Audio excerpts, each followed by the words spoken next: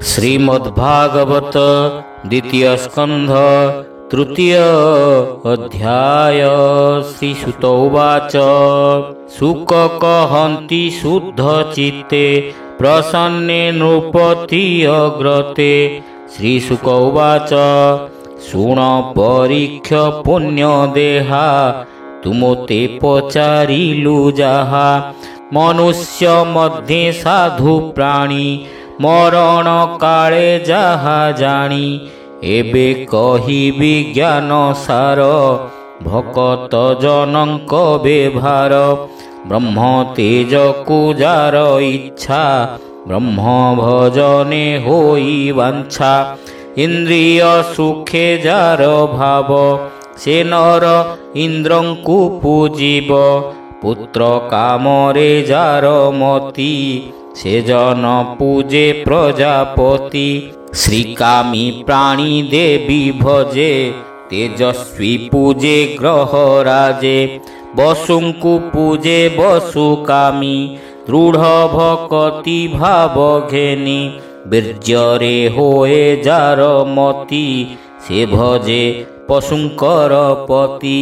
अन्नादि कामे जार चिंता सेवे अदिति देव माता।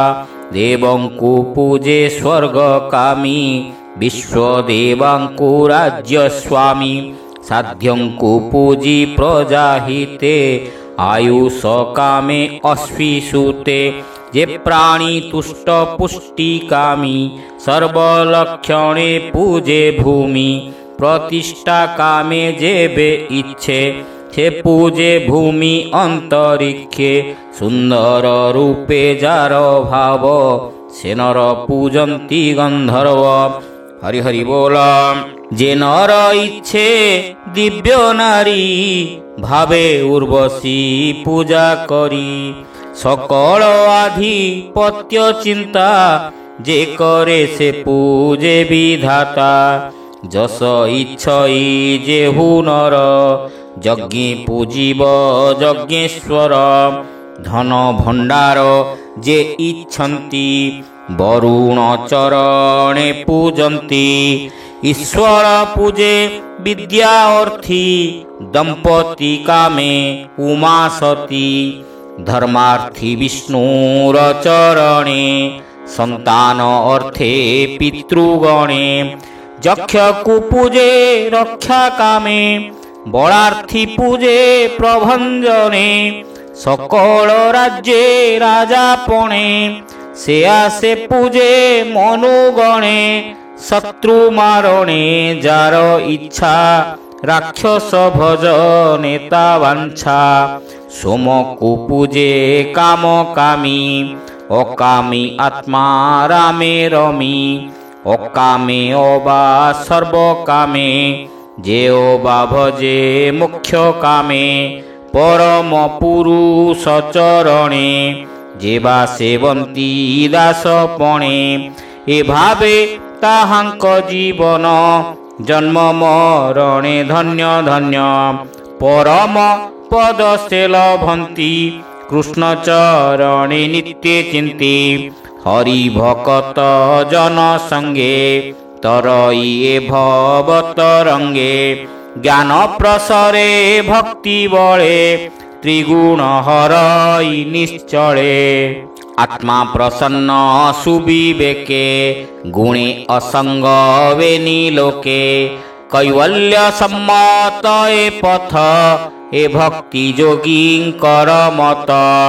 केबा निवृत हरि भावे आत्मार कैवल्य लाभे। सौनक सुत मुख चाही पुनि पुच्छई भाव बही। सौनक उवाच हेमंत सुक मुखु शुणी। से कुरु वीर चूड़ामणि। पुनि से अभिमन्यु बला आन प्रसन्न किबा कला। से हरि कथा आंभ आगे हे सुत कह सभा जोगे ସେ କଥା ତୁମ୍ଭ ମୁଖୁ ଶୁଣି ତରିବୁ ଭବ ତରଙ୍ଗିଣୀ। ତୁମ୍ଭର ଅଛି ଯେବେ ସ୍ନେହ ସଦୟ ଚିତ୍ତେ ମୁନି କହ, ଯେ ହରି କଥା ସଭା ମଧ୍ୟେ ଭକତେ କହନ୍ତି ଆନନ୍ଦେ। ସେ ପଣ୍ଡୁ ବଂଶେ ମହାରଥ ସ୍ୱଭାବେ କୃଷ୍ଣ ଅଂଶେ ଜାତ।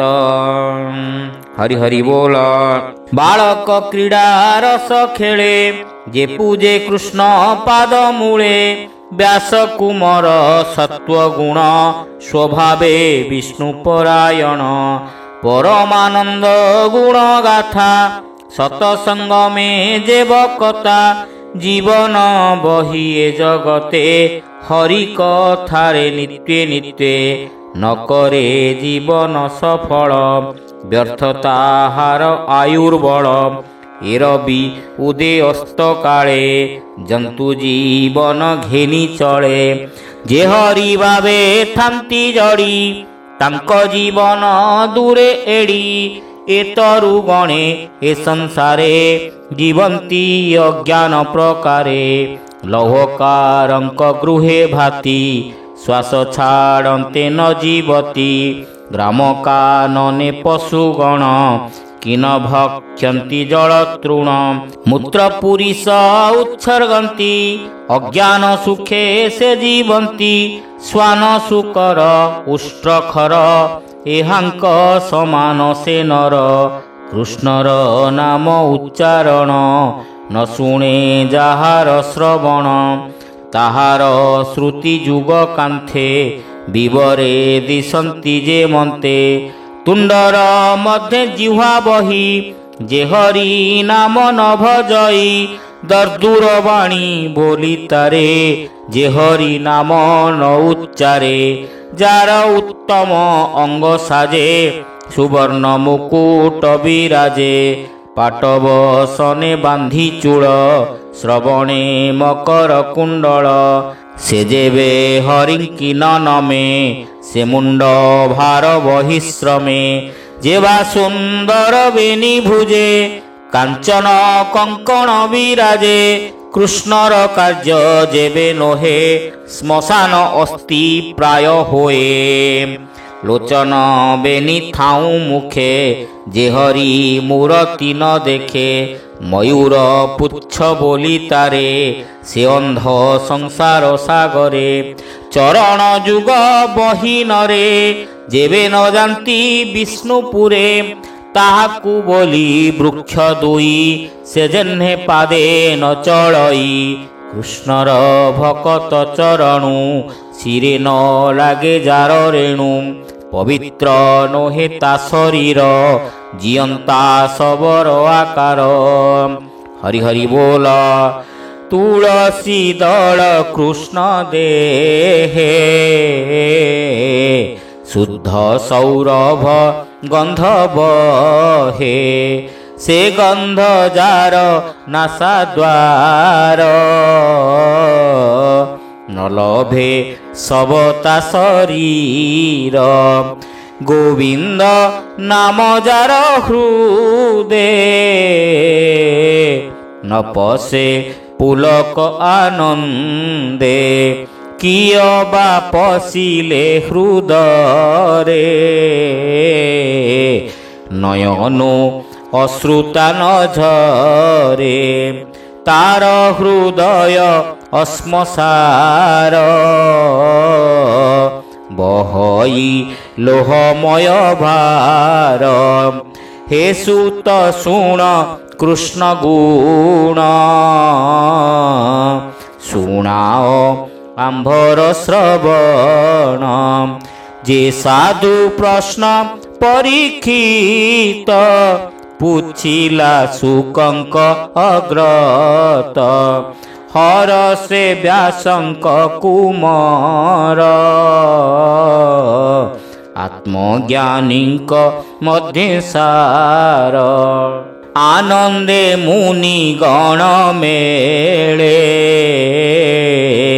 जहा कहिले गंगा कूले से आंभ मन अनुकूल कही संसारु कर पार से हरि चरण पंकजे